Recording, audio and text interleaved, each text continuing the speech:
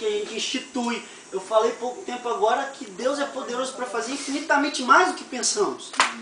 Então é por isso que se alguém se incumbir de tirar um tempo para pensar na totalidade de quem Deus é, ele enlouquece. Eu lembro que eu tinha esses pensamentos quando criança. De onde ele veio, quem veio primeiro, quem que criou ele, onde ele está, como é que ele é. A gente enlouquece. Foi sabendo disso que quando Moisés chegou para Deus e perguntou: Deus, eu estou indo para o Egito. Quando eles me perguntarem que Deus eu represento, o que eu vou dizer? Porque chegando lá eles têm o Deus da grama, do mosquito, do ar, de tudo. Então eu estou indo no nome de que Deus? Moisés, fala o seguinte, você está indo... para me representar, eu vou usar as seguintes palavras: eu sou quem eu sou. Eu sou quem eu sou. Não existe termo, não existe título, não existem frases que definam Deus. Glória a Deus, é único. E quando nós nos colocamos na mão dele, a gente está submetido à grandeza dos seus planos, dos seus projetos para a nossa vida. Cara, você está na mão do grande eu sou. Amém. Na mão do grande eu sou. Você não está na mão do pequeno eu sou. Você está na mão do grande eu sou. Então ele tem grandes planos para a sua vida. E por causa das barreiras da sua mente, você precisa dele para tornar desses sonhos realidade. Aleluia. Eu queria dizer isso para você: Deus tem sonhos para você. Deus tem planos tremendos na sua vida. Amém. Mas porque você fica continuando a lutar, querendo viver a sua realidade, eles nunca acontecem. Constantemente vejo pastores que dizem: se não fosse por Deus, eu não entraria no ministério. Por quê? Porque na minha mente eu concluo que eu não vou conseguir chegar até o final, então melhor não começar. A gente vê missionários dizendo: se não fosse Deus, a força do Espírito Santo, eu não iria para o campo. Porque eu sei que lá eu vou fraquejar, eu sei. Os caras vão, porque eles confiam no Deus que os supre. Mas a barreira na mente ainda existe. E você precisa de Deus para romper com isso. Aleluia. E eu quero que vocês recebam esse texto que a gente vai ler aqui como uma palavra profética, vindo de Deus a cada um de nós. Isaías 55, versículo 8 ao 9. Esse eu vou ler sozinho. Isaías 55, versículo 8 e 9.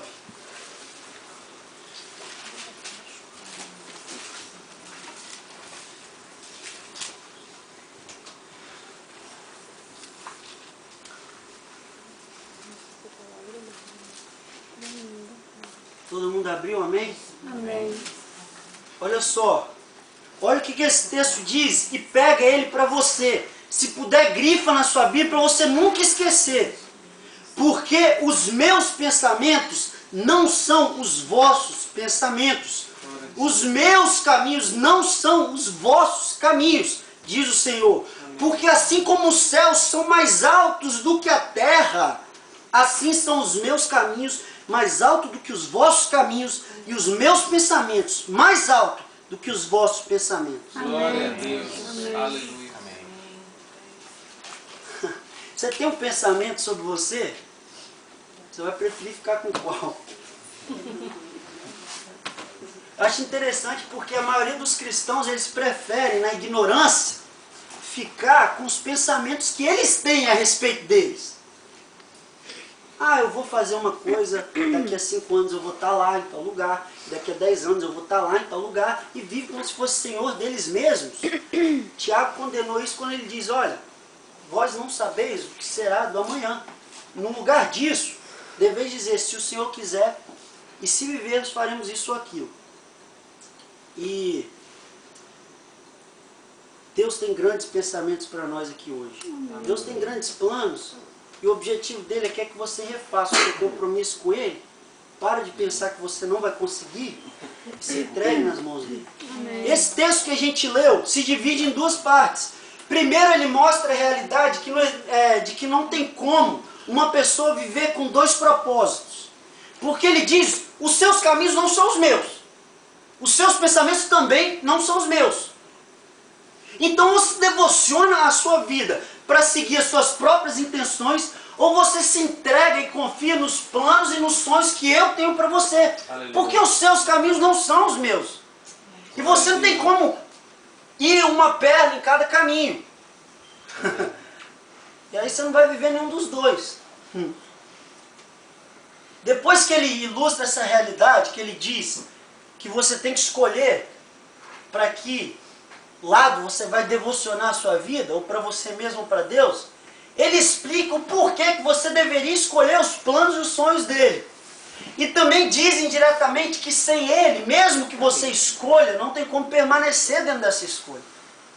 Porque ele diz, escolha os meus caminhos, porque eles são mais altos do que os vossos. Escolha os meus pensamentos, seja guiado por eles, porque eles transcendem a sua própria realidade. Agora, porque os seus caminhos são mais baixos e os seus pensamentos são inferiores aos meus, você precisa de mim para escolher os meus. Amém. Os meus pensamentos são maiores do que os seus. Somente em Cristo, Jesus, nós atingiremos os propósitos de Deus na nossa vida. Aleluia. De começo você pode até achar assim, não, acho que eu consigo, não é tão difícil. Eu sou forte. Meu chamado exige menos. Volta a falar comigo daqui a 5 anos, por favor. Você já chutou o balde há muito tempo. Nós precisamos de Deus. Porque a nossa mente constantemente produz barreiras. E que é puxado pelo que eu falei antes. A gente está limitado ao possível. E a nossa mente pensa nesses termos. E vem Deus, é o Deus do impossível. E quando você se entrega a Ele, você vai viver o sobrenatural. Glória a Deus. O sobrenatural. Se entrega na mão de Deus aqui hoje, porque Ele tem grandes planos para você. Amém. Grandes pensamentos para você. Ele quer que você os atinja. Mas só que você não pode ficar querendo lutar com Deus como quem empurra essa relação com a barriga. Ou pensa que pode fazer uma brincadeirinha, pensa que pode fool around, dizer, eu vou viver aqui, as minhas decisões eu nem peço a Deus, mas está tudo bem porque eu sou guiado pelo Espírito. Não faça isso. Amém? Amém. Provérbios 4,16 diz que Deus criou todas as coisas para o seu determinado fim. Você não nasceu por nascer. E você não é quem você é por ser. Deus te criou e te fez assim por um motivo. Eu falei isso para os adolescentes na igreja e repito. Antes de Deus criar, Ele criou um propósito. Ele criou um propósito para você. E depois Ele te criou para ir atrás desse propósito. A sua vida tem um propósito, tem uma causa. E você precisa se entregar nas mãos de Deus para ir atrás disso. Não importa o que você tenha, não importa quem você seja, não importa o que os outros pensem que você é e que você tem. Glória a Deus. Você só vai ser feliz se você estiver seguindo esse propósito aí. Amém. E às vezes a gente pensa, pô, mas esse propósito vai tirar de mim os meus bens. Esse propósito vai tirar de mim alguns luxos, algumas coisas que eu tenho apego, que eu gosto. Mas você vai ter tudo isso e não vai ser feliz se não tiver de acordo com os propósitos de Deus para você. Complementação exata disso. Nós precisamos fazer uma escolha. Escuta, gente, escuta. Os seus pensamentos não são os de Deus. E os seus caminhos também não. Qual você vai escolher? Viver pelo que é mais alto que você ou pelo que está dentro da sua própria realidade? Quem escolhe viver para Deus, levanta a mão. Por favor, levanta a mão. Todos vocês, eu não estou enxergando um cidadão aqui que não levantou a mão. Todos vocês decidiram aqui hoje, uma confissão, o mundo espiritual viu isso que vocês fizeram. Decidiram aqui hoje que vocês vão viver para Deus. Amém. Então quando sair dessa porta para fora, quando for embora, quando for para a cachoeira, se lembre disso que você fez. Baixe suas cabeças, nós vamos orar. Todo mundo de cabecinha baixa, por favor. Eu queria que você pensasse um pouco no que eu falei hoje. Eu não sei como que você entrou aqui hoje. Eu sei como eu entrei. E como que essa palavra se aplicou a mim. Não sei se você se sente pesado, se você se sente culpado, se você carrega as culpas de um pecado que não é seu. E por isso você está vivendo uma vida